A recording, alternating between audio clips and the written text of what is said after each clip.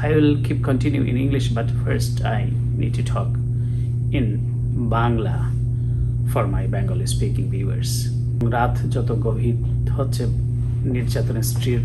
নির্যাতনের stream roller তত তীব্রতর হচ্ছে, এবং এতে করে কিন্তু ছাত্ররা দমে যাচ্ছে না। ছাত্রদের আন্দোলন এখন বাংলাদেশে আবাল বৃদ্ধ বনিতার আন্দোলনের রূপ নিয়েছে। একটি মেধার প্রতিষ্ঠার লড়াই, একটি যে আন্দোলন, সে আন্দোলন এখন মহিরুহ রূপ লাভ করেছে, এবং এটি হারবার নয়। যাদের রক্তের উপর দিয়ে এই দাবি দাঁড়িয়ে আছে, এখন এই রক্ত বৃথা যেতে দিবে কি ছাত্র সমাজ?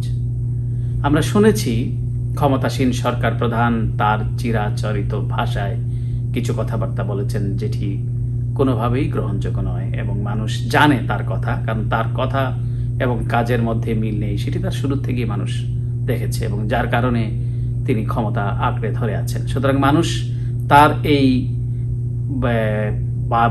এই বক্তব্যে মানুষ যে কর্ণপাত করবে সেটি আমি মনে করি না, এবং মানুষ সেটি করছেও না। মানুষ এখন তাদের আন্দোলন তীব্র থেকে তীব্রতর হচ্ছে। মানুষ নানামুখী অত্যাচার নির্যাতনের শিকার। এখন কোটা সংস্কার থেকে রাষ্ট্র সংস্কারের আন্দোলনের রূপ নিয়েছে। যেভাবে এখন মানুষ সংগ্রাম করছে, লড়াই করছে মর্যাদা প্রতিষ্ঠার জন্য, দেশটি একটি গোষ্ঠীর কাছে, একটি দলের কাছে, কিছু ক্ষয়ের খাদের কাছে জিম্মি হয়ে পড়েছে। সেখান থেকে মানুষ পরিত্রাণ লাভের জন্য, তাদের মর্যাদা সম্মান অধিকার প্রতিষ্ঠার জন্য লড়ছে। নিশ্চয়ই এই লড়াই বৃথা যাবে না। আমি যথারীতি আজকে এই বিষয়ে কথা বলেছি, গতকালকে আপনারা দেখেছেন জাতিসংঘে কথা বলেছি, আজকে স্টেট ডিপার্টমেন্টে, এবং আমি কিছুটা বিরক্তির সঙ্গে জিজ্ঞেস করেছি যে এবং আমি যখন কথা বলেছি তখন আমি আমার আবেগকে সংবরণ করতে পারিনি। আমি জানতে চেয়েছি যে তোমরা এত কথা বলেছো যে বাংলাদেশে গণতন্ত্র প্রতিষ্ঠার জন্য সব ধরনের পদক্ষেপ নেওয়া হবে। সেক্রেটারি ব্লিংকন নিজে আমাকে বলেছেন, তিনি পাবলিকলি বলেছেন যে সমগ্র ওয়ার্ল্ড ইজ ওয়াচিং বাংলাদেশের যে নির্বাচন যেটি হলো, কিন্তু বাংলাদেশের অধিকার লুণ্ঠিত হয়ে গেল। তারপরে তোমাদের যে নির্বাক যে অবস্থান সেটি আমাকে ব্যথিত করেছে। Thank you. Yeah, go ahead. Thank you, Matt.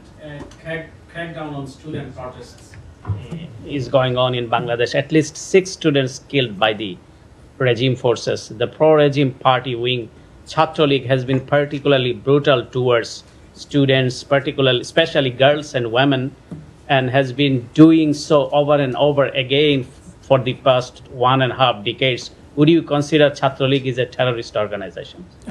I am not going to speak to that with any specificity, but I will say we continue to monitor the violence that broke out during the student protests in Dhaka, and continue to urge that protests be peaceful and continue to condemn any violence against peaceful protest. এবং আমি আবু সাইদের বর্ণনা দিতে গিয়ে যে একটি ছাত্র, সে তার বন্ধুদেরকে রক্ষা করবার জন্য তার নিজের বুককে পেতে দিয়েছে, এবং এটি সে চিন্তাও করতে পারেনি যে তার স্বাধীন দেশের তার ভাষাভাষী একজন মানুষ, বয়োজ্যেষ্ঠ একটা মানুষ, তাকে গুলি করতে পারে, কিন্তু গুলি করেছে নির্দ্বিধায়, এবং সেও হতচকিত, সে বুঝে উঠতে পারেনি তাকে গুলি করছে, এবং সে তখনও পর্যন্ত কিন্তু সে তার বন্ধুদেরকে, তার সতীর্থদেরকে বাঁচাবার জন্য সে লড়ে যাচ্ছে।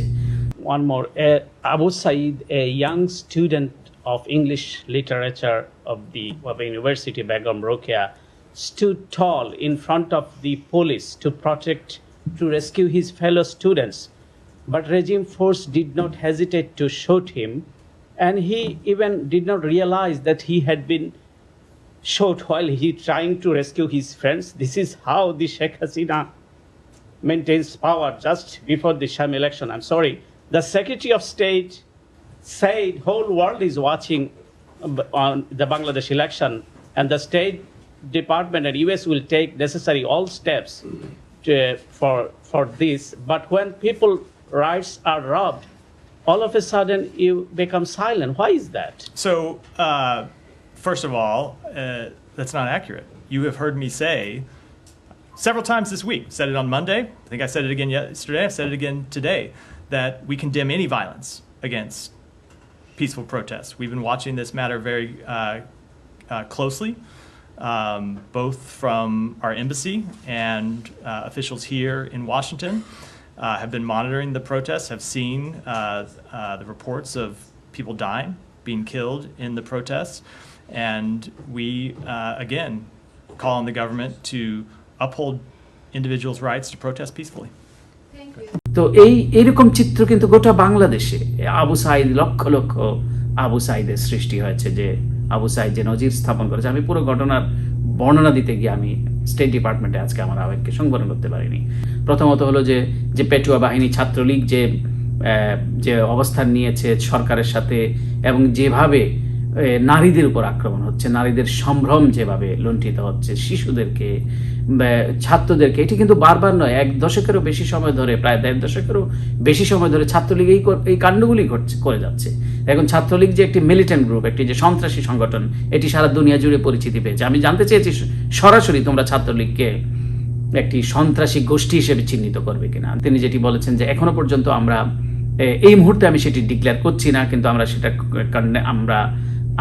তিনি বলেছেন এই মুহূর্তে সেই বিষয়ে আমার কাছে কোনো তথ্য নেই, কিন্তু আমরা কন্ডেম করছি। আমরা বাংলাদেশের যে হতাহতের ঘটনা ঘটেছে, ছাত্রছাত্রীদের উপর যে নিপীড়ন নির্যাতন হচ্ছে, সেটিকে আমরা সমালোচনা করছি। আমাদের এমবেসি খুব সজাগ রয়েছে, তারা সেখান থেকে কাজ করছে। আমরা ওয়াশিংটন থেকে সেটি মনিটর করছি, পুরো ঘটনা প্রবাহ আমরা মনিটর করছি, সেটি তিনি বলেছেন। এবং আমার উত্তরে তিনি দ্বিমত পোষণ করেছেন। আমি যখন বলেছি যে তোমরা নির্বিকার কেন, তিনি বলেন না, আপনি তো আপনার সাথে কথাবার্তা হচ্ছে, আমরা কোথায় নির্বিকার, আমরা কিন্তু বলে যাচ্ছি আমাদের অবস্থান ঠিকই আছে, আমরা অ্যাড্রেস করে যাচ্ছি বাংলাদেশের যে অধিকার হরণ, বাংলাদেশের যে অবস্থা, সেই অবস্থাগুলোকে আমরা অ্যাড্রেস করছি। তিনি তার কথাগুলোকে তিনি অবশ্যই খুব শক্তভাবে বলেছেন যে না, আমি আপনার সঙ্গে দ্বিমত পোষণ করছি, আমরা কিন্তু বাংলাদেশের অবস্থাকে আমরা কর্ণপাত করছি না, অথবা নির্বিকার, এটি তিনি আমার সঙ্গে দ্বিমত পোষণ করেছেন। যাই হোক, কিন্তু আমি কিন্তু বলছি এবং বলে যাব, আমার এই বলা থামবে না রিগার্ডলেস, যে এই সরকার যে ছাত্রীর আশ্রয় গ্রহণ করুক। অধিকারের প্রশ্নে বাংলাদেশের মানুষ এখন দিশেহারা, মানুষ একটি আশ্রয় চাচ্ছে, এবং মানুষ কোনো করুণাও চাইছে না, তার অধিকারকে প্রতিষ্ঠিত করতে চাইছে। সুতরাং যারা, এবং আমার মনে হয় বাংলাদেশের সব শ্রেণী পেশার মানুষ এখন ঐক্যবদ্ধ।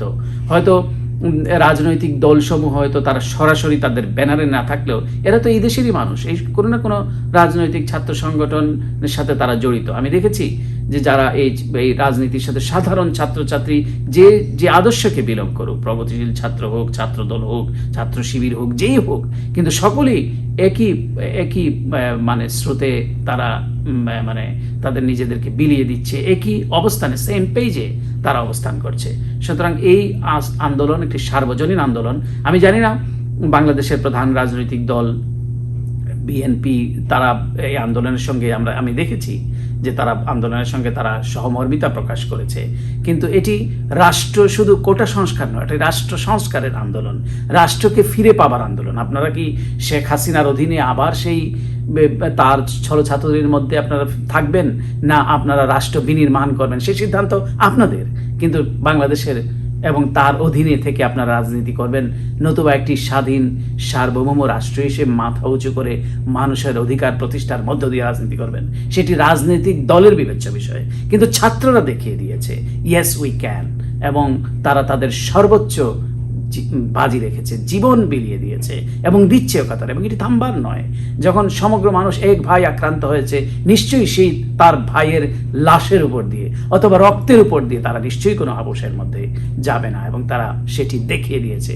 আমরা তাদের উত্তর সাফল্য কামনা করছি, কামিয়াবি চাইছি।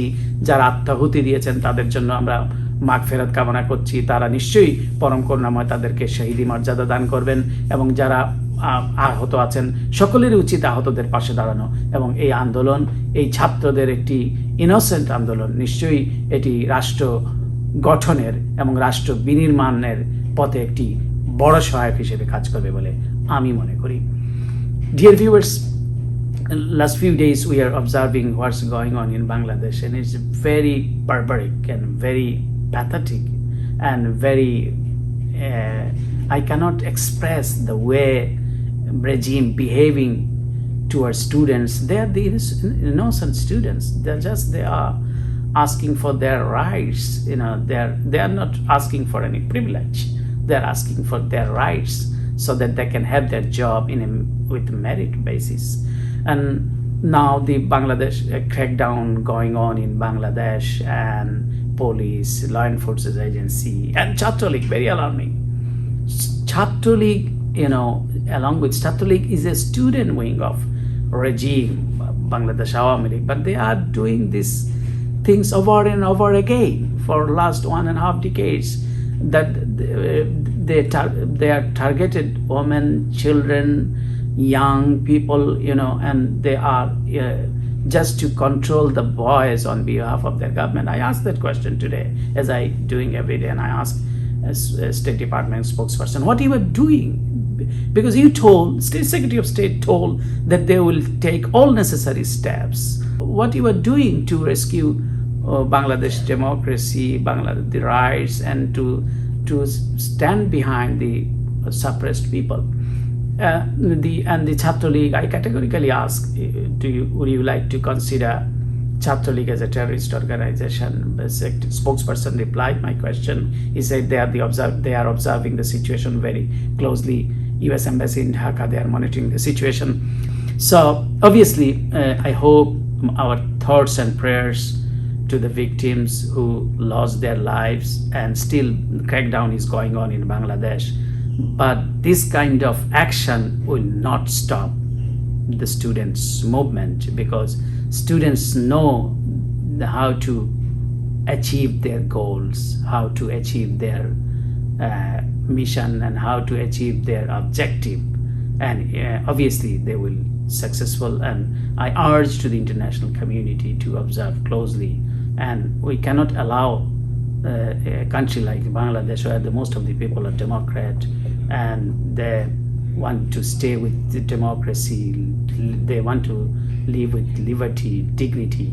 So we cannot just let it go alone. So we have to stand by for this. Thank you very much for watching this video.